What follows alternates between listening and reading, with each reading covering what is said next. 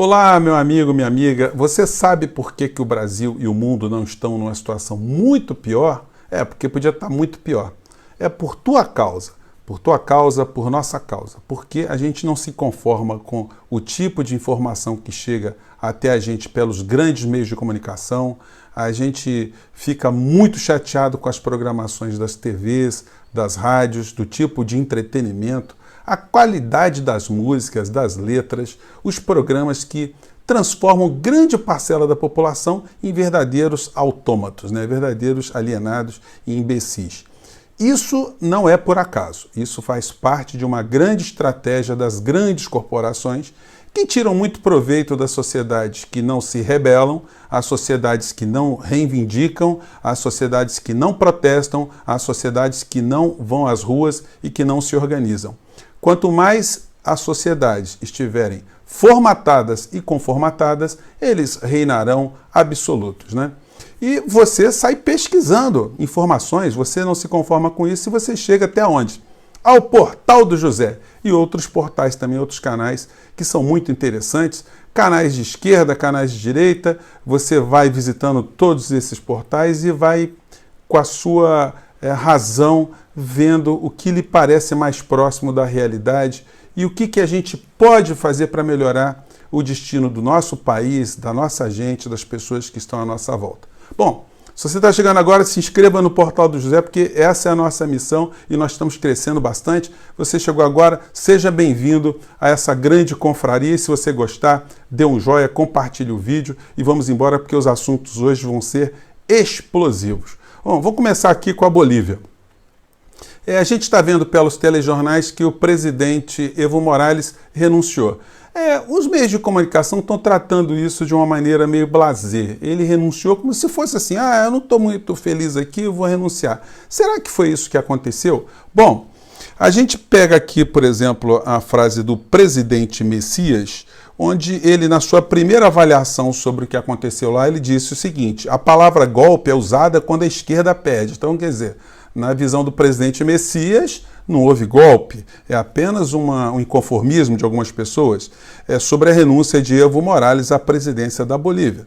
Ele, ao se referir sobre a concessão de asilo, olha só, o Evo Morales renunciou, teve a sua casa toda quebrada, invadida, os seus familiares foram perseguidos, as casas dos familiares foram incendiadas, as casas dos seus ministros foram vilipendiadas, foram apedrejadas, incendiadas também, e as pessoas mais simpáticas, mais próximas de Evo Morales apanharam, sofreram linchamento e algumas foram amarradas em poste, como na época da Santa Inquisição, na época da selvageria e da barbárie de uma maneira geral. Se isso não é um cenário de golpe, eu não sei o que seria um golpe na cabeça do presidente Messias. Provavelmente por ele estar familiarizado com alguns comportamentos de alguns militares que fogem às regras gerais, militares que aqui no Rio de Janeiro são conhecidos como milicianos, então o presidente não deve ter se chocado. E eu não tenho o menor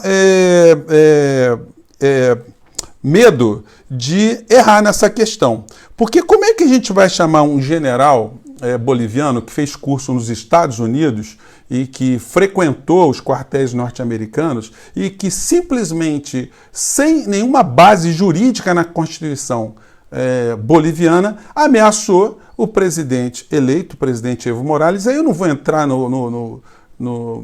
na arguição se ele está lá há muito tempo, se ele não está. Olha, muito tempo é relativo, porque ele está menos tempo que a Angela Merkel, por exemplo, que já também foi eleito há mais eleições, mais anos que Evo Morales, e ninguém questiona se ela é ditadora, se ela está ali aviltando algum tipo de poder. Mas como é um latino-americano que está sentado em cima de uma jazida de lítio e está fazendo uma revolução silenciosa para o povo boliviano, então todo mundo acha, pelo menos o sistema acha, que pode questionar a legitimidade do índio Evo Morales, que representa, diga-se de passagem, 80% do povo boliviano que tem origem nas etnias indígenas. Bom, então disse esse miliciano boliviano de alta patente ameaçando o presidente Evo Morales. Vamos lá. Para analisar a situação conflitiva interna, sugerimos ao presidente do Estado que renuncie a su mandato presidencial,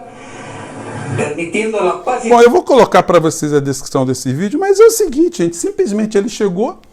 Aliás, vários golpistas bolivianos tiveram franqueado nos meios de comunicação espaço para dar coletivas, dar entrevistas coletivas, provocando, fortalecendo uma campanha golpista contra o presidente Evo Morales. A Igreja Católica, que tantos males causou à humanidade em nome de Cristo, não estou falando a religião não, a Igreja Católica enquanto instituição também se filiou ao golpe na Bolívia, recomendando a renúncia de Evo Morales. Ora, gente, quando algumas partes da sociedade civil estavam reclamando, faz parte do jogo, mas quando um general, ombreado com outros generais, dizendo que as Forças Armadas estão coesionadas, estão coesas, e querem sugerir que o presidente da República vá embora, olha, gente, é como miliciano. O miliciano ele pode chegar também na comunidade assim, olha, nós estamos apenas sugerindo, nós não estamos dando tiro em ninguém, nós não estamos batendo em ninguém, nós estamos apenas sugerindo que o morador saia da casa dele e libere a casa para a gente colocar outra pessoa. Então, o presidente Bolsonaro não se choca com esse tipo de comportamento e nem o ministro das Relações Exteriores, o nosso ministro de Notre Dame. Mas eu convido você para uma reflexão. Imagine nos Estados Unidos um grupo de generais indo para a rede CBN, ou CBN não, CBS ou CNN, dar um ultimato para o presidente Trump. Em alguns minutos já seriam todos presos, seriam levados à corte marcial e depois seriam conduzidos até o paredão mais próximo para serem brindados com um pelotão de fuzilamento com aplauso do povo norte-americano gritando USA. Se fosse aqui no Brasil, será que o presidente Bolsonaro apoiaria tal conduta? Ora, presidente, alguns militares podem ficar descontentes com seu governo de vez em quando. O senhor acharia legal que eles se reunissem também, puxassem uma cadeia nacional e sugerisse que o senhor saísse também do poder, que o senhor tivesse a sua casa depredada, os seus filhos tivessem as suas casas incendiadas? Aliás, muitas casas, né? Que os seus auxiliares passassem pelo mesmo tipo de coisa, que o ministro das Relações Exteriores fosse amarrado num poste também e fosse apedrejado? Será que o senhor acharia isso apenas um discurso de quem perdeu, de quem está sendo derrotado? Olha, gente, quando nós temos governantes que se comportam como pigmeus mentais, como anões institucionais, a gente não pode ter outra situação.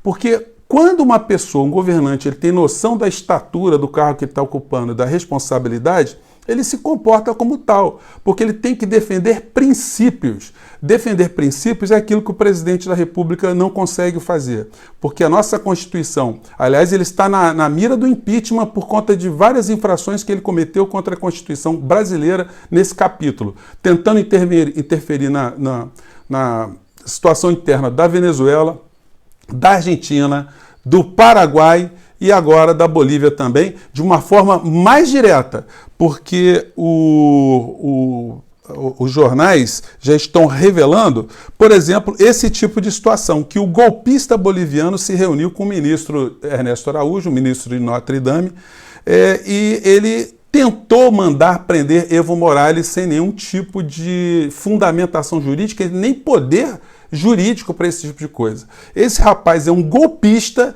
foi recebido de uma forma absolutamente ilegal pelo ministro das Relações Exteriores, porque é uma coisa inconcebível. Um ministro encarregado dos assuntos mais altos do nosso país receber uma pessoa que está querendo dar um golpe de Estado numa nação irmã que está ali com seu presidente eleito no sistema constitucional deles. Isso que aconteceu, que foi revelado, mostra também outras coisas. Por exemplo, esse rapaz aí, ele convocou também entrevistas coletivas lá na Bolívia, e aí a gente vê o shape da rapaziada, né? Olha só que beleza. Aqui uma coletiva lá, prontamente os meios de comunicação foram atendê-lo, né? E uma coisa assim absurda. E o que chama a atenção é o seguinte, é o shape, é o estilo dessa rapaziada, né? A gente vê muitas dessas pessoas aqui no Brasil também. Normalmente essas pessoas são muito violentas e acabam achando que se resolve a coisa pelo direito dos bíceps, o direito das armas. Esse rapaz aí, é o de camisa azul, de bonezinho, ele é considerado o Bolsonaro boliviano. Ele invadiu o palácio do governo, inclusive com a bandeira da Bolívia, uma Bíblia. Ele vive citando também versículos e salmos bíblicos e tem também uma tradição familiar de dar golpes, porque o pai dele tentou dar golpe na província de Santa Cruz de la Sierra, fez um movimento separatista em Santa Cruz de la Sierra e teve que acabar por se refugiar aqui no Brasil, porque senão ia ficar amargando uma cadeia por conspirar contra a legalidade lá. E o filho puxou o pai também tentando golpear o que está acontecendo, golpear o presidente eleito lá da Bolívia. Isso tudo que está acontecendo lá, gente, é obra do acaso? Não. Se Evo Morales tivesse lido esse livro aqui de John Perkins, que foi ex-agente da CIA, aliás, a CIA tem muitos agentes na Bolívia, isso foi revelado também pelo Wikileaks, que tem papéis que John Perkins já ressaltava isso desde 2005. Evo Morales chegou às eleições, a presidência da Bolívia em 2006, esse livro aqui de 2005. Nesse livro aqui, John Perkins explica por que ele decidiu fazer esse livro. Diz ele: decidi escrever novas confissões de um assassino econômico porque as coisas mudaram muito durante a última década. O câncer se espalhou de uma ponta a outra nos Estados Unidos, assim como no resto do mundo. Os ricos ficaram mais ricos e todos os outros ficaram mais pobres em termos reais. Uma poderosa máquina de propaganda, possuída ou controlada pela corporatocracia, tem feito circular suas histórias para nos convencer a aceitar os seus interesses, não os nossos. John Perkins foi um agente da CIA que trabalhou lá na CIA durante algumas décadas e resolveu colocar todas as questões que ele tomava conhecimento, porque ele viu que a ação da CIA era uma ação que só favorecia os grandes grupos econômicos norte-americanos, aquilo que ele dá o nome de corporatocracia. São as corporações que mandam na democracia norte-americana. E ele ficou muito decepcionado, muito envergonhado com as coisas que fez, e ele conta o método da CIA. Infelizmente, poucas pessoas têm conhecimento desse tipo de informação. Ele vendeu mais de 1 milhão de livros nos Estados Unidos. Mesmo que fez, conte-me outra. Vamos pensar, companheiros.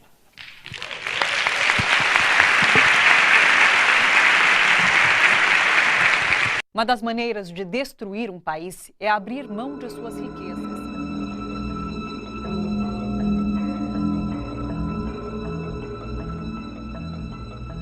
We economic hitmen really have been the ones responsible for creating this first truly global empire. And we work many different ways.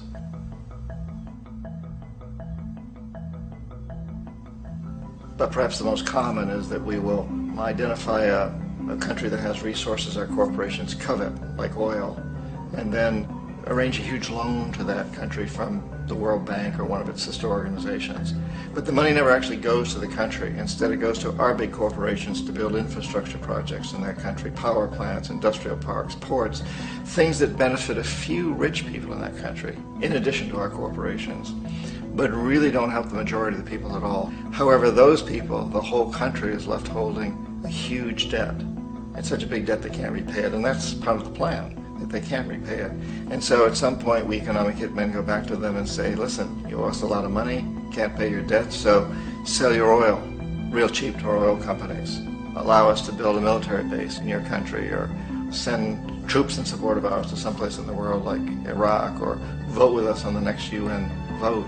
To have their electric utility company privatized and their water and sewage system privatized and sold to U.S. corporations or other multinational corporations. So there was that whole mushrooming thing, and it's so typical of the way the IMF and the World Bank work, that you put a country in debt, it's such a big debt it can't pay it, and then you offer to refinance that debt and pay even more interest. And you demand this quid pro quo, which you call a conditionality or good governance, which means basically that they've got to sell off their resources, including many of their social services, their utility companies, their school systems sometimes, their penal systems, their insurance systems, to foreign corporations. So it's a double, triple, quadruple whammy. The precedent for economic hitmen really began back in the early 50s when democratically elected Mossadegh, who was elected in Iran, he was considered to be the hope for democracy in the Middle East and around the world. He was Time Magazine's Man of the Year. But one of the things that he'd run on and began to implement was the idea that foreign oil companies needed to pay the Iranian people a lot more for the oil that they were taking out of Iran. The Iranian people should benefit from their own oil. Strange policy. We didn't like that, of course. But we were afraid to do what we normally were doing, which was to send in the military. Instead, we sent in one CIA agent, Kermit Roosevelt, Teddy Roosevelt's relative. And Kermit went in with a few $1 million and was very, very effective and efficient. And in a short amount of time, he managed to get Mossadegh overthrown and brought in the Shah of Iran to replace him, who always was favorable to oil. And it was extremely effective. Bombs overflow Tehran. Army officers shout that Mossadegh has surrendered and his regime as virtual dictator of Iran is ended. Pictures of the Shah are paraded through the streets as sentiment reverses. The Shah is welcomed home. So back here in the United States, in Washington, people looked around and said, wow, that was easy and cheap. So this established a whole new way of manipulating countries, of creating empire. The only problem with Roosevelt was that he was a card-carrying CIA agent, and had he been caught, the ramifications could have been pretty serious. So very quickly at that point, the decision was made to use private consultants to channel the money through the World Bank or the IMF or one of the other such agencies, to bring in people like me who worked for private companies, so that if we got caught, there would be no governmental ramifications.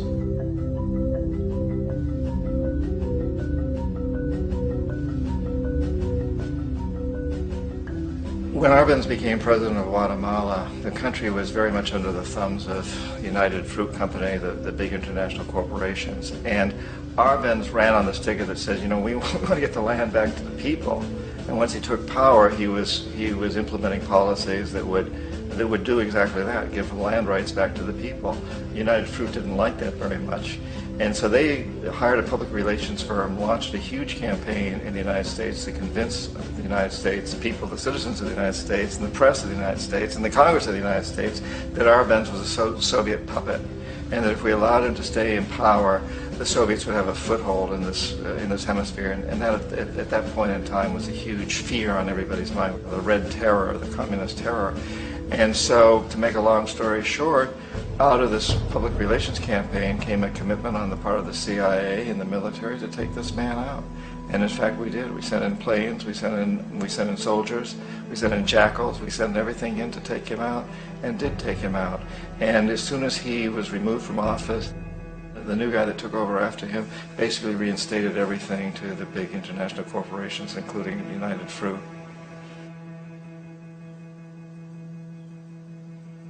Ecuador for many, many years had been ruled by pro-U.S. dictators, often relatively brutal. Then it was decided that they were going to have a truly democratic election. Jaime Roldos ran for office, and his main goal, he said, as president would be to make sure that Ecuador's resources were used to help the people.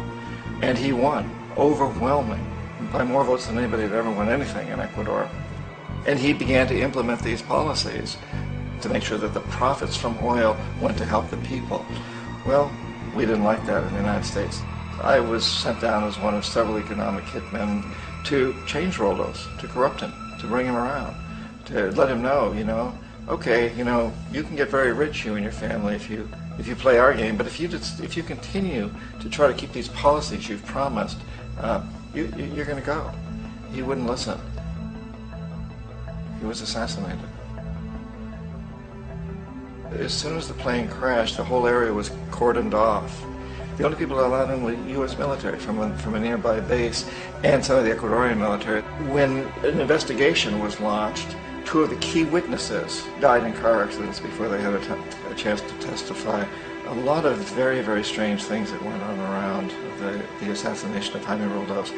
I, like most people who've really looked at this case, had absolutely no doubt that it was an assassination. And of course, In my position as an economic hitman, I was always expecting something to happen to Jaime, whether it be a coup or assassination, I wasn't sure, but that he would be taken down because he was not being corrupted. He would not allow himself to be corrupted the way we wanted to corrupt him.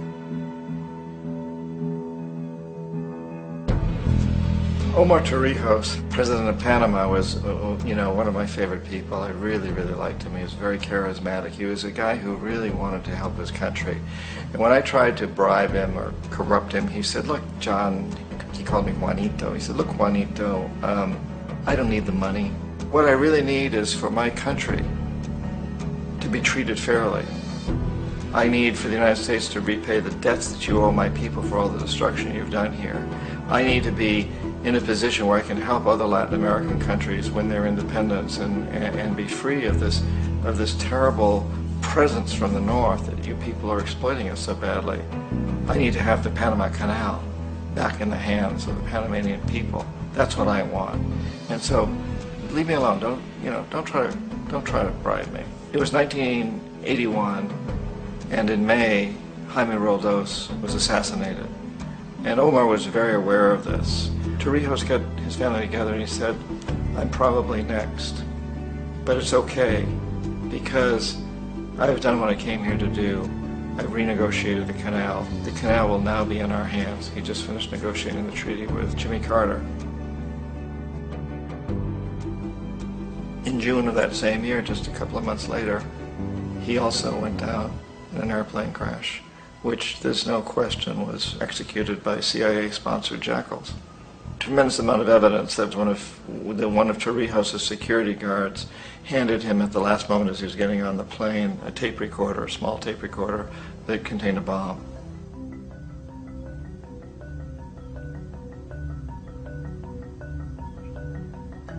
It is interesting to me how this system has continued pretty much the same way for years and years and years, except the economic hitmen have got better and better and better. Then we come up with, very recently, what happened in Venezuela. In 1998, Hugo Chavez gets elected president, following a long line of presidents who had been very corrupt and basically destroyed the economy of the country. And Chavez was elected amidst all that. Chavez stood up to the United States, and he's done it primarily demanding that Venezuelan oil be used to help the Venezuelan people. Well, we didn't like that in the United States. So in 2002, a coup was staged, which there's no question in my mind, and most other people's minds, that the CIA was behind that coup.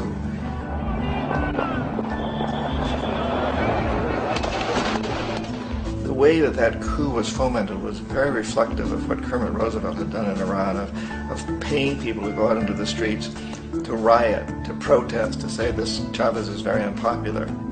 If you can get a few thousand people to do that in television, can make it look like it's the whole country, and things start to mushroom.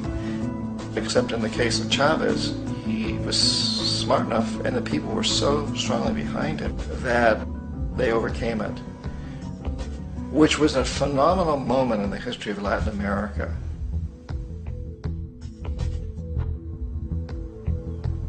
Iraq actually is a perfect example of the way the whole system works. So we economic hitmen are the first line of defense. We go in, we try to corrupt governments and get them to accept these huge loans, which we then use as leverage to basically own them. If we fail, as I failed in Panama with Omar Torrijos and in Ecuador with Jaime Roldos, men who refuse to be corrupted, then the second line of defense is we send in the jackals. And the jackals either overthrow governments or they assassinate. And once that happens and a new government comes in, boy, it's going to toe the line because the new president knows what will happen if he doesn't. In the case of Iraq, both of those things failed. Economic hitmen were not able to get through to Saddam Hussein. We tried very hard. We tried to get him to accept a deal very similar to what the House of Saud had accepted in Saudi Arabia, but he wouldn't accept it. And so the jackals went in to take him out. They couldn't do it. His security was very good. After all, he had one time worked for the CIA. He'd been hired to assassinate a former president of Iraq and failed, but he knew the system. So in '91, we send in the troops and we take out the Iraqi military. So we assume at that point that Saddam Hussein is going to come around. We could have taken him out, of course, at that time, But we didn't want him. He's the kind of strong man we like. He controls his people. We thought he could control the Kurds and keep the Iranians in their border and keep pumping oil for us. And that once we took out his military, now he's going to come around. So the economic hitmen go back in the 90s without success. If they'd had success, he'd still be running the country. We'd be selling him all the fighter jets he wants and everything else he wants. But they couldn't. They didn't have success. The Jackals couldn't take him out again. So we sent the military in once again, and this time we did the complete job and took him out, and in the process created for ourselves some very, very lucrative construction deals. We had to reconstruct a country that we'd essentially destroyed, which is a pretty good deal if you own construction companies, big ones. So, Iraq shows the three stages. The economic hitmen failed there, the Jackals failed there, and as a final measure, the military goes in. And in that way, we've really created an empire, but we've done it very, very subtly. It's clandestine. All the empires of the past were built on the military, and everybody knew they were building them. So the British knew they were building them, the French, the Germans, the Romans, the Greeks, and they were proud of it. And they always had some excuse, like spreading civilization, spreading some religion, something like that. But they knew they were doing it. We don't. The majority of the people in the United States have no idea that we're living off the benefits of a clandestine empire, that today there's more slavery in the world than ever before. And then you have to ask yourself, well, if it's an empire, then who's the emperor? Obviously, our presidents of the United States are not emperors. An emperor is someone who's not elected, doesn't serve a limited term, and doesn't report to anyone, essentially.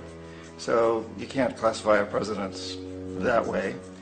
But we do have what I consider to be the equivalent of the emperor, and it's what I call the corporatocracy. The corporatocracy is this group of individuals who run our biggest corporations, and they really act as the emperor of this empire. They control our media, either through direct ownership or advertising. They control most of our politicians because they finance their campaigns, either through their corporations or through personal contributions that come out of the corporations. They're not elected, they don't serve a limited term, they don't report to anybody. And at the very top of the corporatocracy, you really can't tell whether a person's working for a private corporation or the government because they're always moving back and forth. So, you've got a guy who one moment is the president of a big construction company like Halliburton, and the next moment he's vice president of the United States, or the president who is in the oil business. And this is true whether you've got Democrats or Republicans in the office. You have to moving back and forth through the revolving door. And in a way, our government is invisible a lot of the time, and its policies are carried out by our corporations on one level or another. And then again, the policies of the government are basically forged by the corporatocracy and then presented to the government. They become government policy. So it's an incredibly cozy relationship. This isn't a conspiracy theory type of thing. These people don't have to get together and plot to do things. They all basically work under one primary assumption, and that is that they must maximize profits regardless of the social and environmental costs.